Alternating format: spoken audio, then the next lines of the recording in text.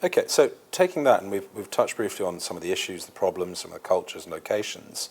If we went into a bit more of a focus on ENRC, and obviously, I suppose, the day job, where do you stand at the moment as a company?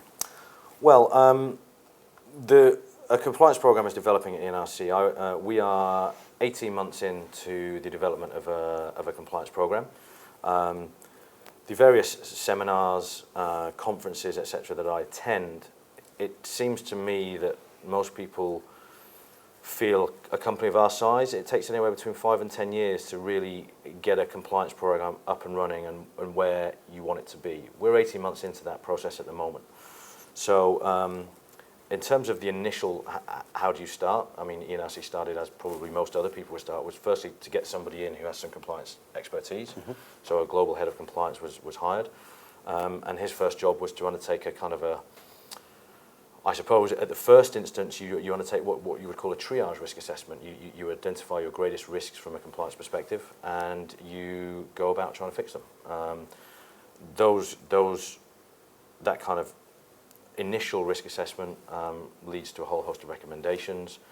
You then implement those recommendations, and then but where we are now is we're now at the stage where we've implemented those recommendations, and we're now at the second round, as it were, of risk assessments, which is a much more granular assessment of our risks and a much more targeted approach to addressing those risks.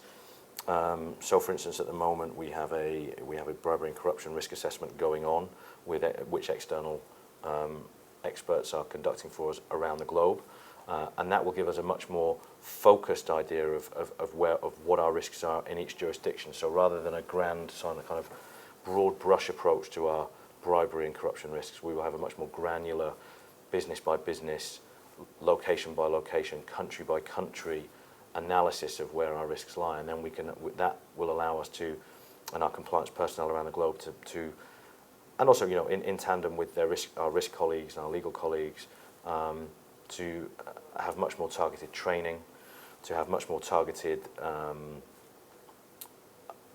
policies and procedures and control measures in place to address the risks as they're identified at each business, in each country, and at each location. Yep.